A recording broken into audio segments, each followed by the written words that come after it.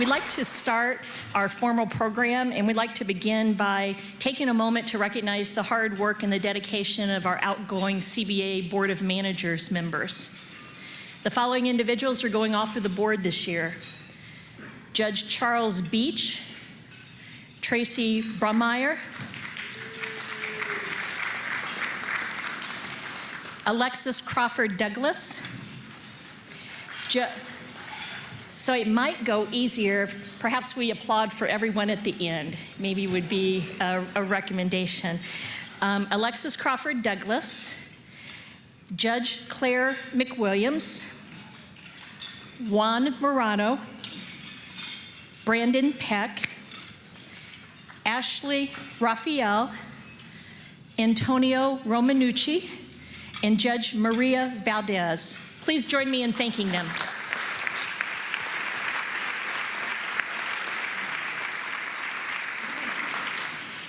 Next, I'd like to welcome the Chicago Bar Association Secretary, Katie List, to give us the annual report. All right, thank you, Lynn, and congrats on guiding the CBA through another challenging yet outstanding year. And Tim, we look forward to having you at the helm next year. I'm not going to say anything pandemic related because we're going to cruise right through that. And thank you everyone for being here today. When you are the CBA Secretary, one of the most important jobs that you have is at the annual meeting. So I'm pleased to be here today, and I prepared and reviewed the 25 pages of minutes from last year's virtual annual meeting, and I'm looking forward to reading them to you word by word. Yes? Thank you, Steve. So noted. Is there a second? Second. All right. All those in favor, raise your hand, say aye. Aye. Any opposed? Any abstentions? Hearing none. Motion is granted. Thank you very much. And I will pass the podium back to Lynn.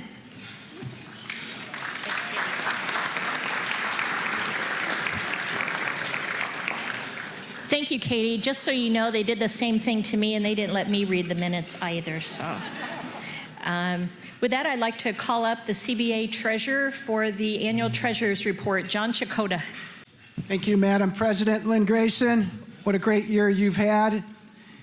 It's been my distinct honor to serve as treasurer of our association over the last 2 years, and I could not be more proud to have served under Judge Mariam Ahmad and Lynn Grayson as the leaders of our association.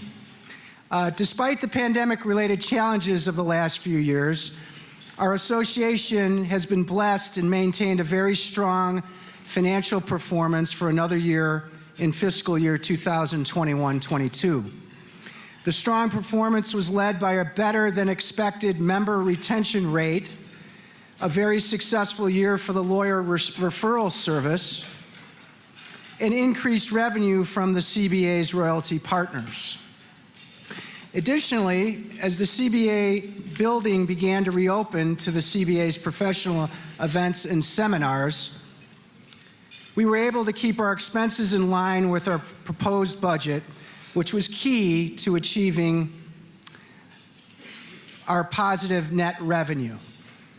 The CBA's Finance Committee, and I want to say thank you to our dedicated and loyal Finance Committee members, many of them in the audience today and many that have served for many, many years on the committee. You have been outstanding, and I thank you.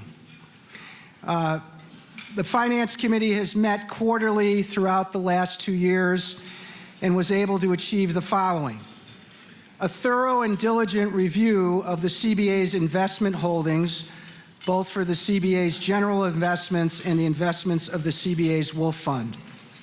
Both portfolios have outperformed their benchmarks, allowing the CBA to maintain financial security and continue to provide the important members' benefit of assistance to lawyers in need from our Wolf Fund. An in-depth analysis of the CBA's audited financial statements completed by the CBA's auditor, RSM, which were again found to be in good standing under a completely clean audit opinion and recommended to the CBA board for its approval. A comprehensive review of the CBA's fiscal year 2022-23 budget which has been presented by CBA leadership and staff as a break-even and conservative plan in order to ensure the CBA's financial health remains strong as our association continues to take on new and exciting opportunities for years to come. It's been my great honor of my career to be the treasurer, your treasurer of our association for the last 2 years. Thank you.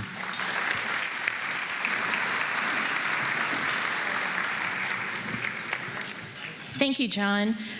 For any of you that appreciate the challenges and the experiences that we've all shared the last year, you'll appreciate that the CBA is not only a wonderful bar association, it's also a business. And there is work to be done to keep the lights on and the doors open. And John Chakota has done a fabulous job along with our finance committee. So please join me in thanking him again.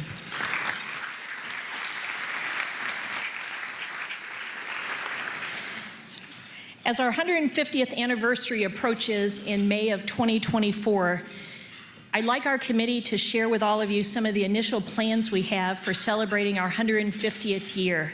With that, I'd like to call up the co-chairs of our 150th Anniversary Celebration Planning Committee, Judge Nicole Patton and our very own Terry Murphy.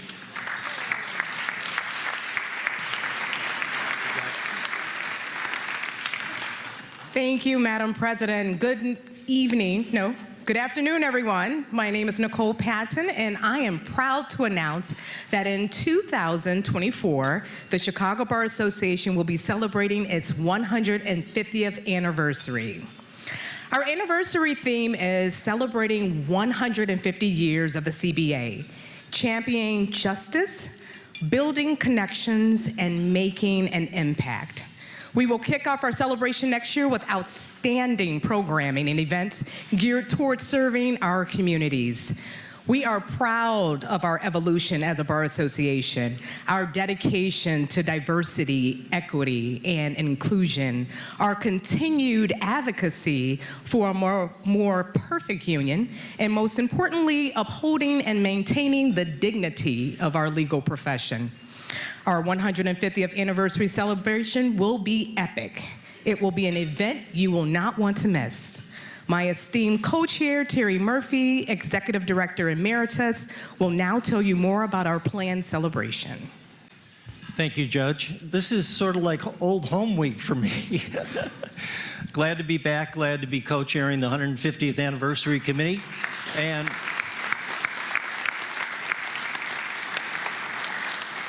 Judge, I wouldn't do it without you. But I want to thank all of you because the CBA is what it is because of our members. This is a membership-driven organization. I am semi-retired, although my wife still has that long to-do list. But I can tell you, we are who we are because of you. Because of what you have put into this association, you've made it the exceptional, and in my opinion, the leading metropolitan bar association in the United States. So thank all of you for what you do. I also want to thank Lynn and Miriam Ahmad. They took this association through 2 years of COVID, and they did a stellar job. The bottom line,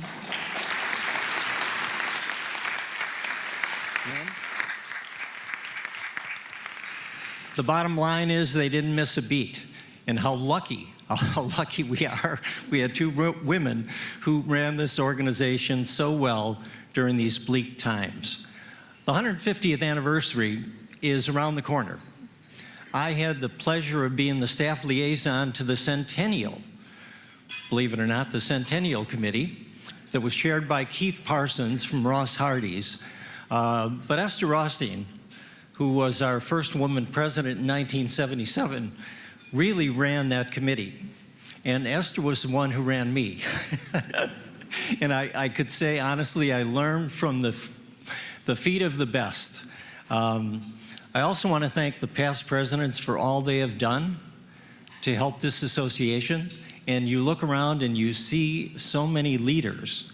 And the leaders are here because of the past presidents. They've reached out to all of you to get involved.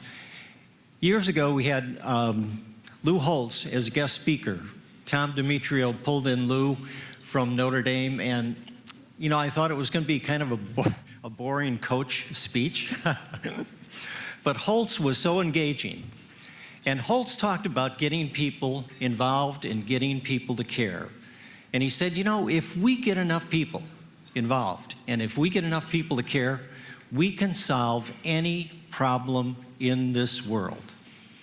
There are no truer words than that. And the more I thought about it, Holtz was really beyond a great coach, a motivational leader for our times. We've got a lot of plans. Gordon Nash, one of our past presidents, said, remember, every anniversary needs a big party.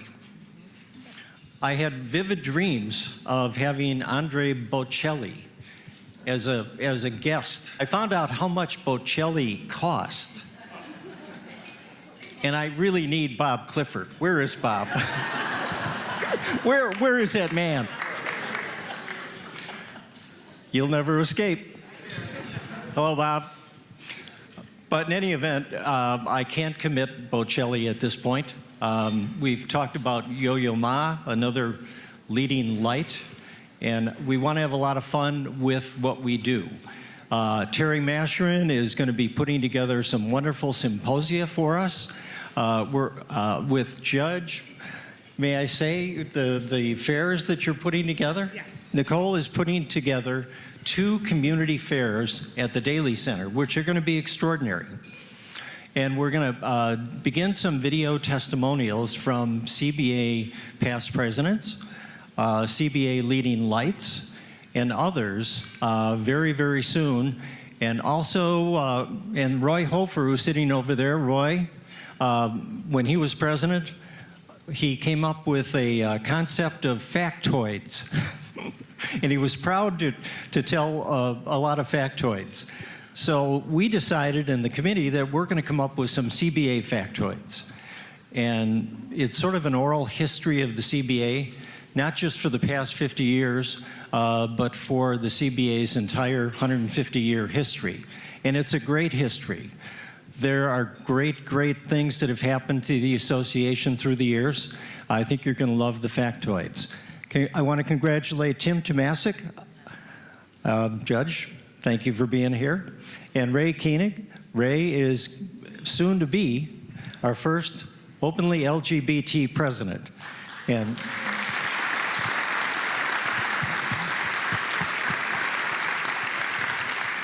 it is great for the association.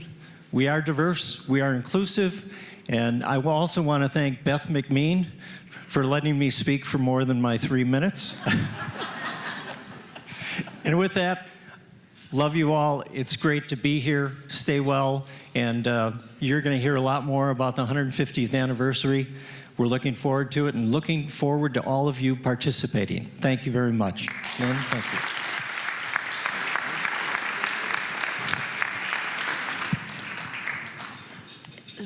Now I feel weird with holding this microphone, right? So thank you, Terry, for breaking the microphone. It's time now to introduce the new officers and board members, and I invite our CBA past president, Dan Coten, chair of the CBA Elections Committee.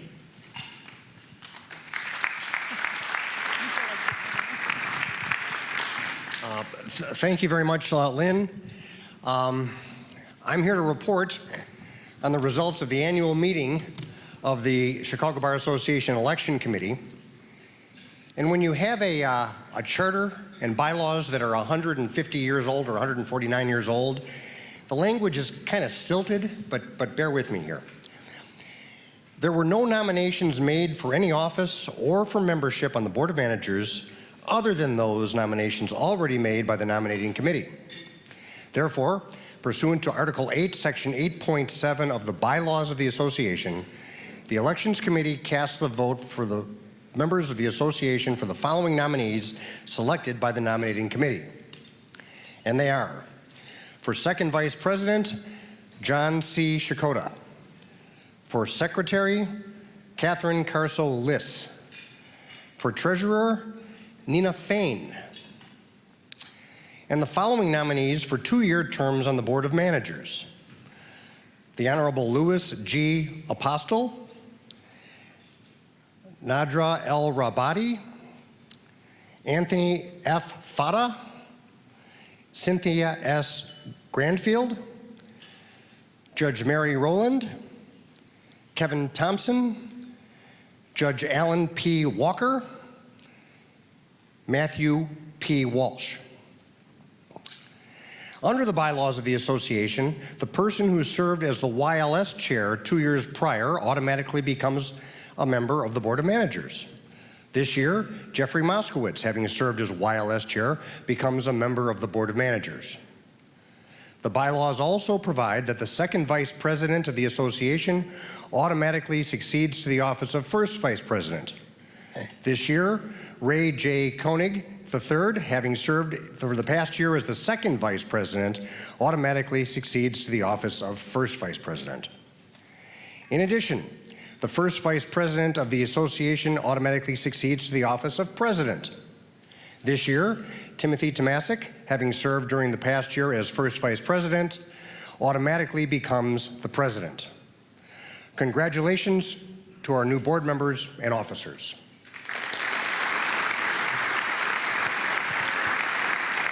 Thank you, Dan, for many things.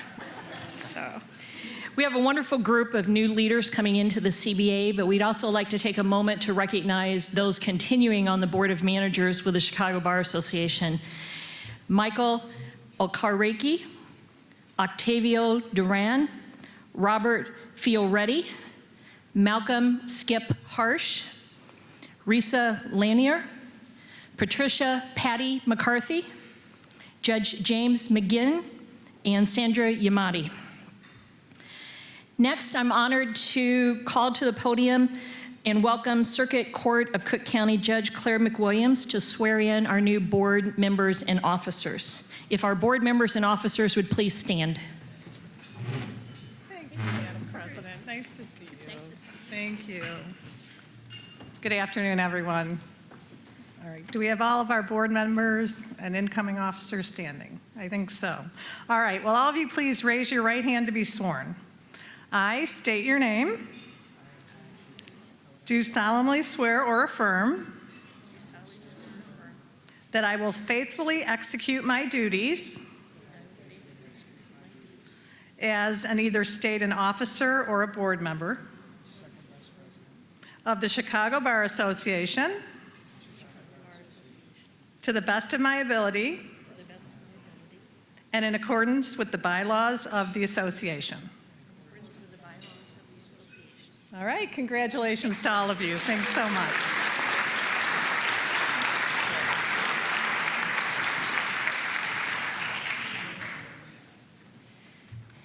Thank you, Judge McWilliams. We appreciate all of your commitment and support of the Chicago Bar Association.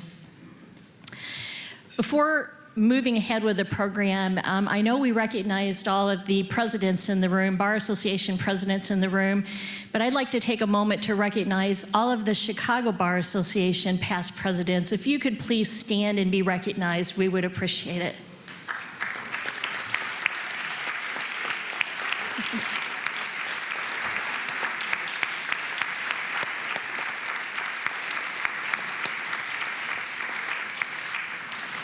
As has been said a couple of times today, we are here today because of the work that so many of you did, and we very much appreciate you all joining us today.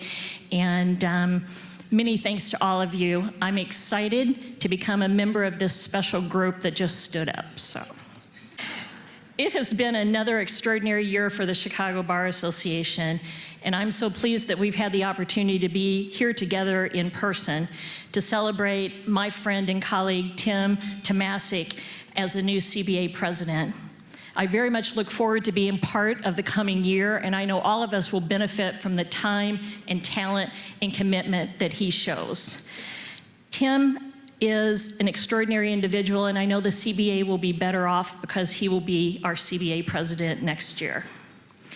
I'm grateful for the opportunity all of you have given me to serve as this year's CBA president. I'd like to take this opportunity to thank a few people and call out a few people. There's not time to thank everyone, but I would like to recognize a few. I'd like to thank my partners and friends at Nyman Franzetti for their kindness and grace in supporting the Chicago Bar Association and supporting my work. I want to thank my many friends, CBA colleagues, past CBA presidents, members of the judiciary, and others who have helped me and stepped up this year time and time again when called upon to do so. A special thanks to my family and friends and clients and colleagues who have joined us here today. A very special thanks to my husband, Joe Madonia, at Barnes and Thornburg, and my son, who is clerking today at Reed Smith in Dallas. I'm sorry they can't be here, but they have been incredibly patient over the past year as I've served as the CBA president. And I just heard Jennifer chuckle, so she knows what her year is beginning to look like. It's been my incredible good fortune to serve with a very talented executive committee this year, including not only Tim, Ray Koenig, John Chakota, Katie Liss, Tracy Brummeyer, Judge Mariam Ahmad, and Howard Suskin, as well as an incredibly talented committed group of individuals serving on our board of managers. While the CBA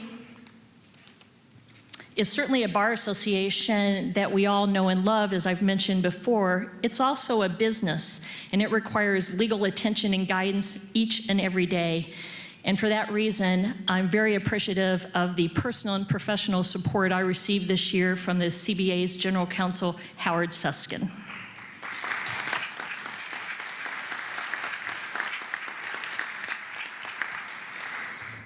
As we continue to emerge from the pandemic, the CBA has enjoyed another wonderful year, engaging with more members than ever before in our history, working with the courts, collaborating with other bar associations and legal organizations, and giving back to the communities where we live and work. This work simply could not be done without the professional staff of the Chicago Bar Association, led by Executive Director Beth McMean.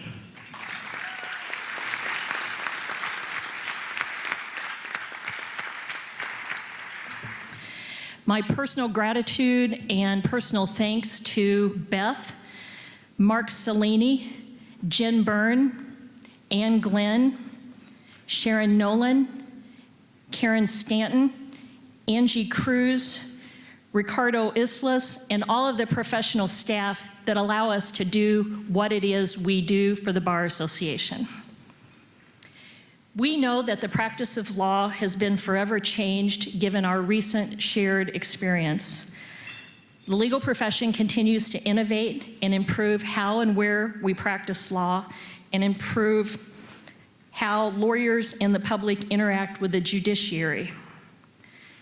The CBA has been a leader in meeting the ever-changing needs of lawyers during these unprecedented times, and will continue to be part of the transformation that our legal profession is going through. We will be joined in these efforts by the very best young lawyer section in the country, to be led this year by Daniel Berkowitz, as well as the award-winning, nationally recognized Chicago Bar Foundation, led by Executive Director Bob Glaves and CBF President Cynthia Abbott. We have worked very, very hard at the CBA this year to get our house in order and to make sure the CBA is adapting to meet the changing needs of our members. Thanks to the hard work of the Strategic Planning Committee, led by Andrew Vail, a new strategic plan to guide the CBA moving forward was sent out to our members, or sent out to the Board of Managers this week for approval. I also had the pleasure of sending out a final message to all of the CBA members announcing the 150th Anniversary Planning Committee and sharing the theme and the logo that you heard Terry and Judge Patton speak about a little bit earlier. Lastly, I encourage all of you to take an opportunity to review the Cba Annual Report that is included in today's program booklet. Please take a look at all that we have accomplished together over the last year. As we look to the CBA's celebration of the 150th anniversary in 2024, I know that the Chicago Bar Association will continue to lead the way to a more civil, kind, and welcoming profession for all of us. It has been my honor and privilege to serve as the CBA's 145th president. Thank you.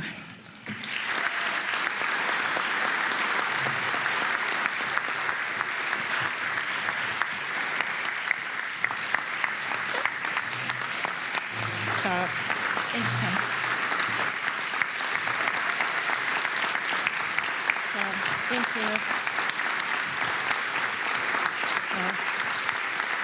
Thank you. Thank you very much. That's very kind. I'm trying not to break the microphone before Tim has an opportunity to speak to all of us. And at this point, the time has come to pass the Lincoln gavel to Tim Tomasic, our incoming CBA president, and I'm pleased to welcome back to the podium Circuit Court of Cook County Judge Claire McWilliams to swear in our new CBA president.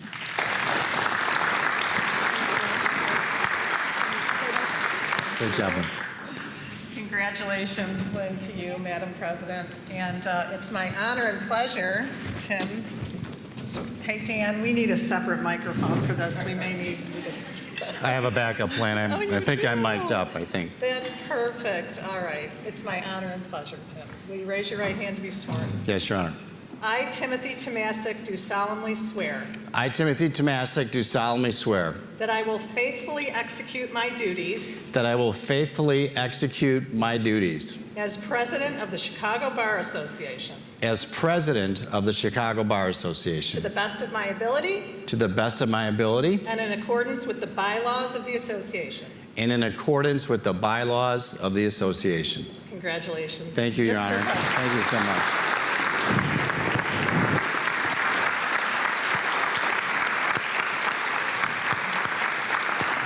First, I would like to just congratulate Lynn on an absolutely fantastic year as CBA president. You've done just tremendous, tremendous work on behalf of our membership. As we celebrate the tremendous work of Lynn Grayson and talk about the upcoming bar year, I just want to say how wonderful it is to see all of our membership, or much of our membership, gathered here today together in person for our annual meeting.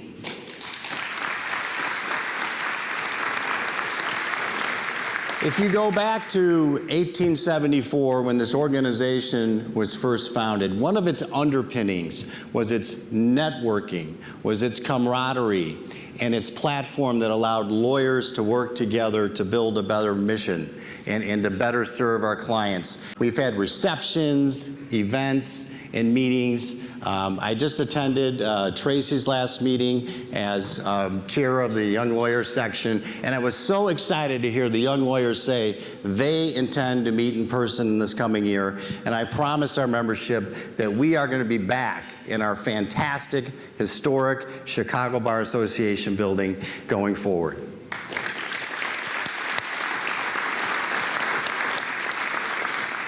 I also want to say we are not at all going to abandon our fabulous programming and online streaming. Those programs we're going to continue, and we are going to blend the best of both going forward. Of course, I am so honored and humbled to stand before you as the 149th president of this historic organization. It's a responsibility I take very, very seriously. I'm also more honored as I look around this room and I see so many distinguished guests, jurists, judges, friends, and members, and of course, my family. Jennifer, Maeve, and Mackenzie, who I love so much, and thank you for your support for being here.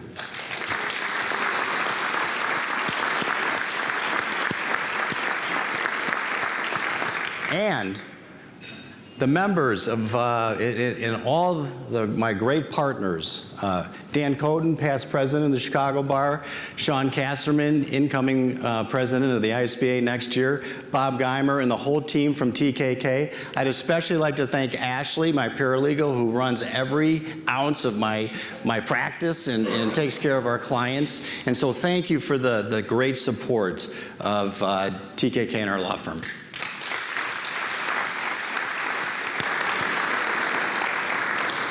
I too want to recognize all of the great legendary past presidents who are in attendance here today, who served this organization with absolute great distinction. Going back to 1990, when I first joined the CBA, I had the privilege through Judicial Evaluation Committee for 15 plus years and special assignments to work with so many of our past presidents. And it's one of my goals that next year, when I have the privilege of standing before our membership and introduce Ray as the 150th president of this historic organization, that I too can say that I contributed to at least the same level of all of our great legendary past presidents.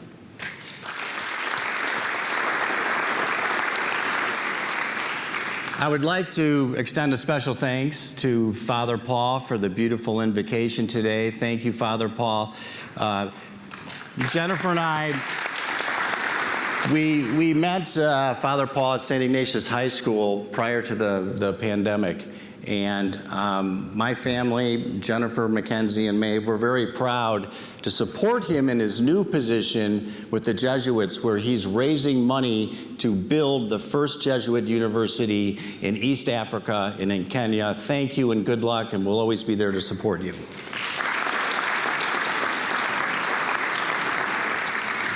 President Lynn Grayson, you provided extraordinary leadership and navigated the CBA through another year of this world-changing historic pandemic. And you did it with such great talent and skill. Lynn championed so many important programs, causes, initiatives, so many that I'm proud to pick up and run with and continue to work on and make better as we go forward. So many have been mentioned, but through your dynamic efforts, Lynn, you spearheaded the CBA strategic plan, which is going to lead this organization in the foreseeable future. Thank you to everybody on that committee. It was a big, heavy lift. Thank you to Andrew Vail, who I know did a lot of work on that project, but we look forward to executing on it. And Lynn also had so much fabulous programming this year. It was one program after the next, and one of the greatest programs you kicked off your year with was the program on judicial redistricting and pretrial services, where it was hosted by the Chief Justice of our Supreme Court, Ann Burke, and it was such an amazing program, and you did so much more. And certainly I want to talk about Lynn's commitment, every past president's commitment, the CBA's commitment, and my commitment to inclusion and diversity through the DICE program. I know we have Nina Fain here, who I talk to on a monthly basis. We have so much great programming coming up on diversity and inclusion, and Nina, you and Judge Hyman do such a great job, and Lynn, I'm proud to carry that forward, and thank you.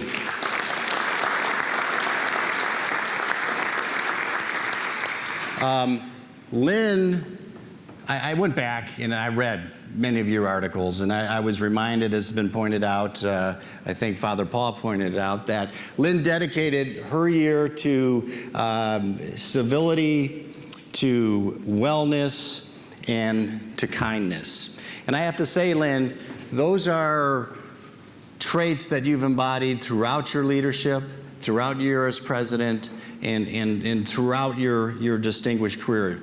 You are a fierce and zealous advocate, but one of the kindest people I know. So thank you for making the CBA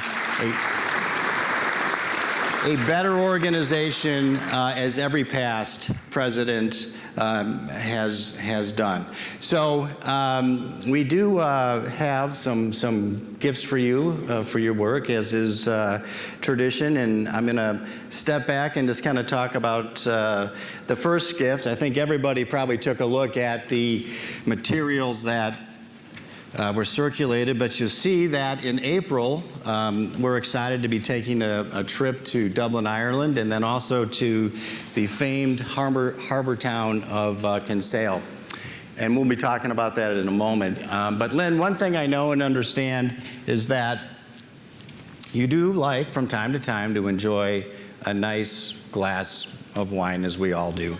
And so a month ago, we had some Irish crystal handcrafted and made for Lynn to celebrate your year. And I don't want to get off a little bit, but I just want to talk a little bit about myself and one of the reasons why I love Ireland so much. So I'm very proud of my Polish and German heritage, but as all my good friends know, my mom was not only Irish, she was a citizen of Ireland.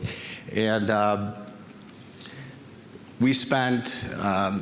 spent with my 5 brothers and sisters most summers in the 1970s and early 80s traveling to Ireland and spending a large part of the summer in Ireland. And one of the many things I learned about the Irish culture is that when Waterford became internationally famous, a lot of the master craftsmen who, these are generations of family that cut crystal, they left because they wanted to do it the old way.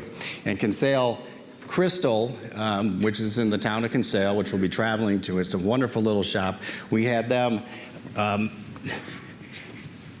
handcraft for you some special wine glasses, and we're going to keep them boxed because they're a little delicate, but they make these the way that Waterford or crystal was made in Ireland 100 years ago. Thank you. And there's more being delivered to the office. We just didn't want to risk. Anything breaking. So, Mariam, I'm so excited, Judge Mariam Ahmad, that you're here. You had such an extraordinary year as well. You led us through the pandemic. I got to work with you. You took us virtual, and you've been recognized. But I can't thank you on behalf of all of us for the great work you did.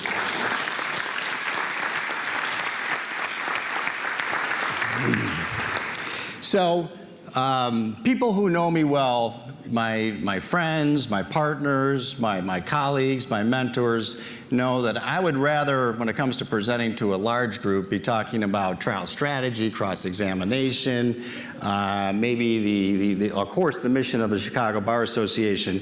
But I've never been very good about talking about, my life or me. And Mariam last week and I were having a conversation about, Judge Mariam, I'm sorry, I just have to get used to Your Honor. Your Honor and I were talking about the upcoming meeting, and we're talking about the Ireland trip, and Mariam said, Tim, I can't wait to hear the story of your personal life. I can't wait to hear about your childhood and how you grew up. And, that's a little overwhelming to me because that's not an easy thing for me to do. But I do have a few things to say in that regard. And certainly several people I'd like to thank here today or, for where I'm at today in my career. The first thing I would like to say is when it comes to my personal life and my professional life, there's not one significant decision that I made that I would go back and change. And I just consider myself to be very, very fortunate. And why do I say that?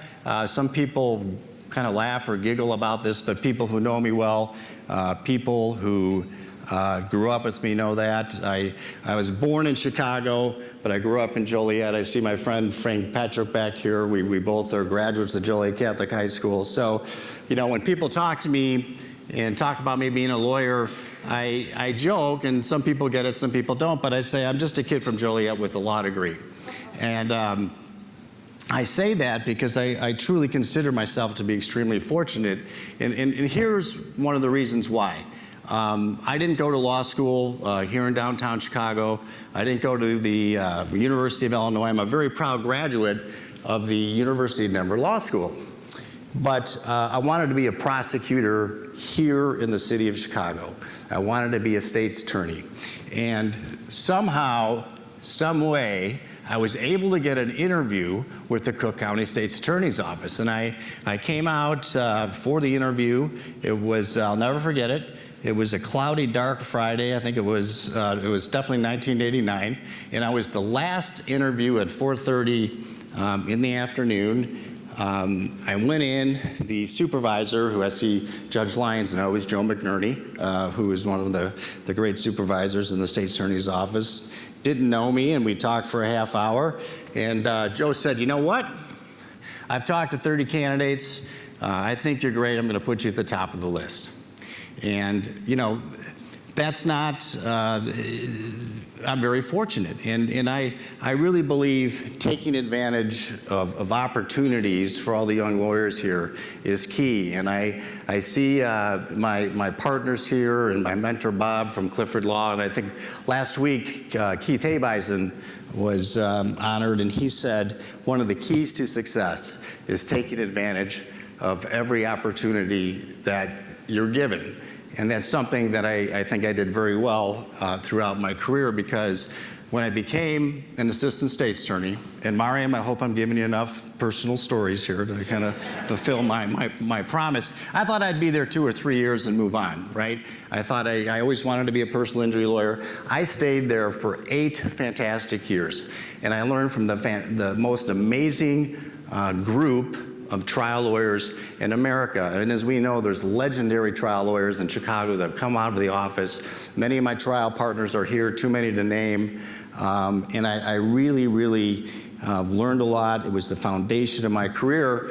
But moreover, I tried cases in front of some of the finest judges to ever sit in Cook County back in the 90s. Some of them are still sitting in our trial courts, some of them on our appellate courts, and I am just so fortunate to have that experience. But it gets even more fortunate for me. So that's where I met my wonderful wife, Jennifer. Jennifer, in her own right, and all my friends, people who know us socially, she was a formidable trial prosecutor for 8 great years. She tried a number of jury trials and difficult cases. And by the way, she's a sustaining member of the Chicago Bar Association. Everyone here, please go to the website. It's not that much more money. But Jennifer, to this day, still helps people with legal problems, friends of friends, people who come to her. But I just want to say, honey, you're my rock, my compass. I love you. Thank you.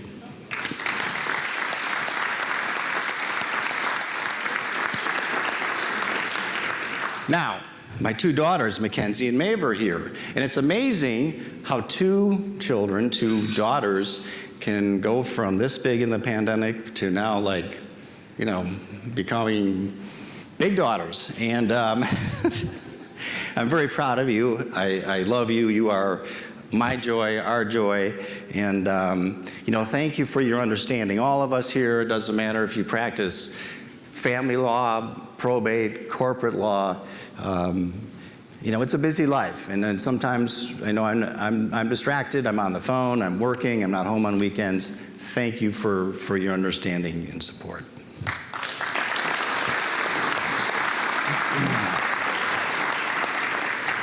So, how does a kid from Joliet, who's a state's attorney, get a position to become partners with one of the best trial lawyers in the United States, Bob Clifford? There's a trick to that, and it's certainly not used in the United States mail system. So I came up with a grand scheme to get that done, and it took me a while to execute. But as a young lawyer, a kid from Joliet, and a state's attorney, I had the pleasure of being on Kevin Durkin's Judicial Evaluation Committee. And so I stalked Kevin successfully for 4 or 5 months, and I finally had an opportunity to meet Bob and sit down with Bob, and Bob interviewed me and offered me a position. And Bob, it changed and elevated my career. Thank you. But I would say this, thank you, Bob, for making me a true professional. When you work for one of the greatest trial lawyers for 15 years, you get, a PhD in how to prepare and try cases. And I'm so thankful for that. Also, too, I learned how to service clients, how to manage risk, how to manage one file, how to manage 300 files. And Bob, you truly are a great man and mentor. Thank you.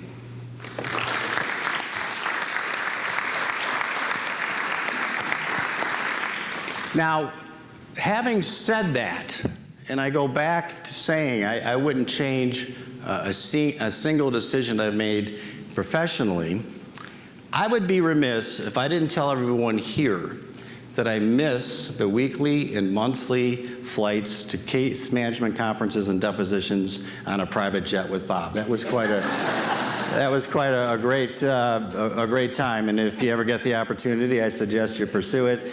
A little footnote to that: the red wine from Italy was always pretty darn good too. Moving on here, just to the upcoming year, I still see I have five minutes, and we're on schedule. Lynn, great job. We're on schedule today.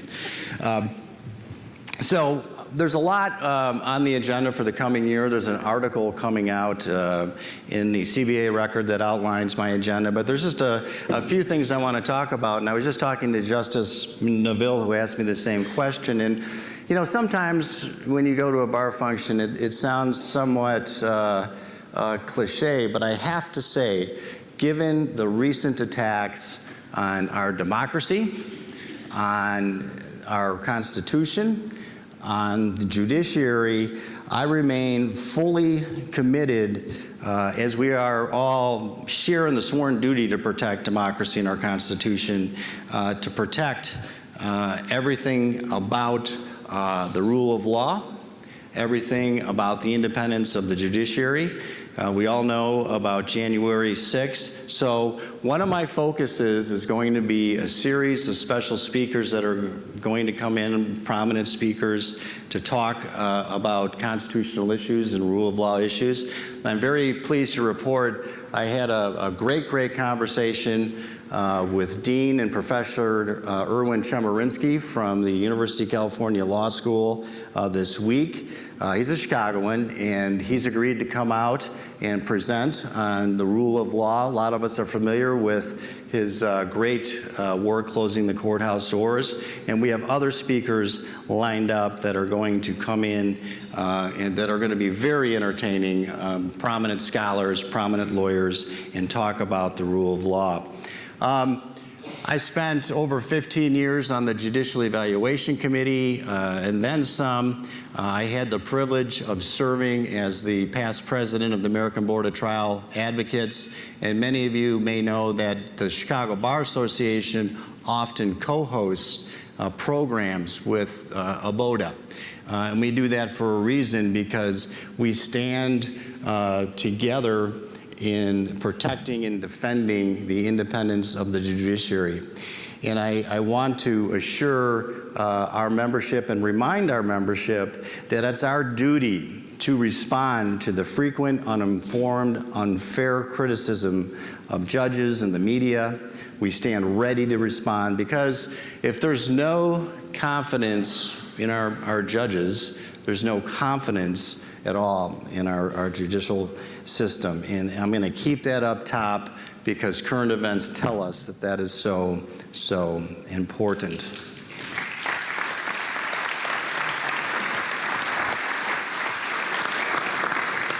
The other issue, and if, you know, as I read through the journals, and I get so many journals, I do my best to read them all, but what we've all been reading about is something very serious, and that is the mental health, wellness, and mindfulness of attorneys. And we all know, just outside our profession, but certainly within our profession, we've recognized that the pandemic has had a substantial impact on the mental health of our lawyers. And we're going to have a number of programs addressing lawyer mindfulness, mental health, and wellness. And one of the programs that we're developing and getting started on is a wellness symposium, which is going to be a day-long program.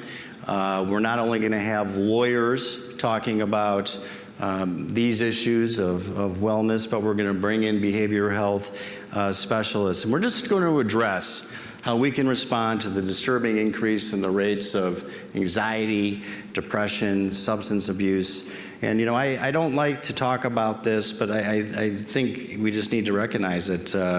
You know, right now, suicide is the third leading cause of death for lawyers. And that's something we need to do something about. The other thing, which relates to wellness, but also I think relates to younger lawyers that we need to address, is the ever-increasing reliance on technology. It's impacted the mental well-being of lawyers, especially reliance on social media, and in my view, especially younger lawyers. I mean, we have a whole generation, even pre-pandemic, that have grown up with iPhones and technology and social media.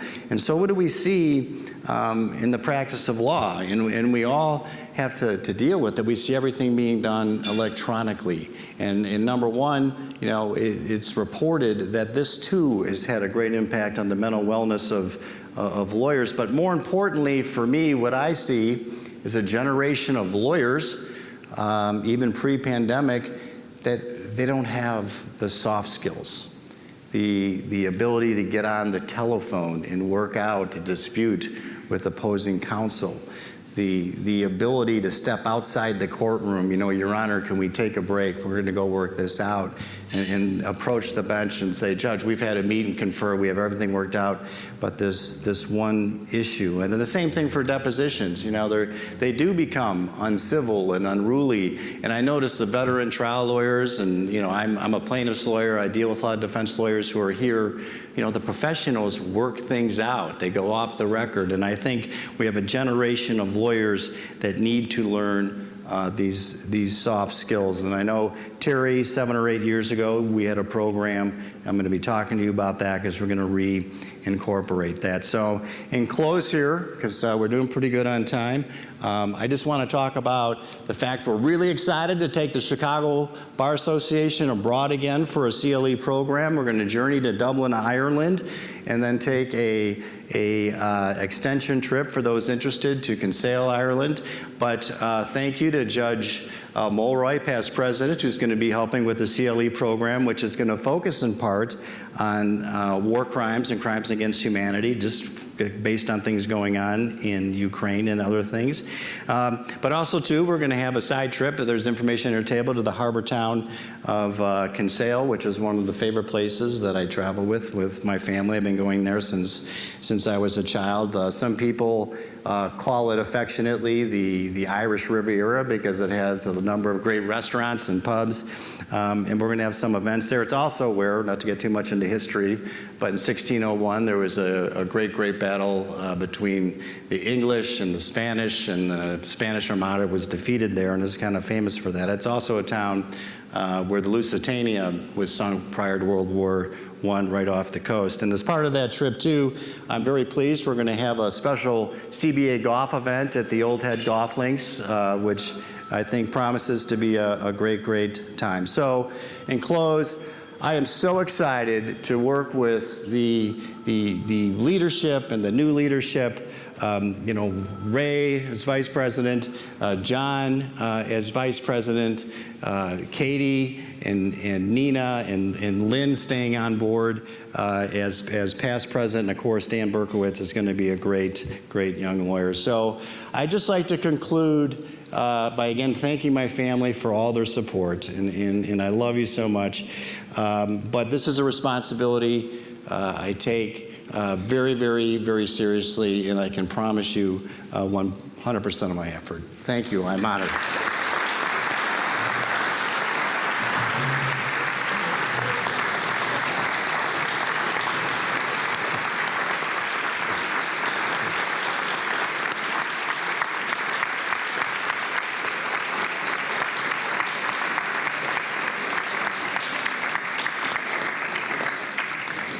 So in my first act as president, there's two things I need to do. One is I have to give Lynn Grayson her flowers. Lynn.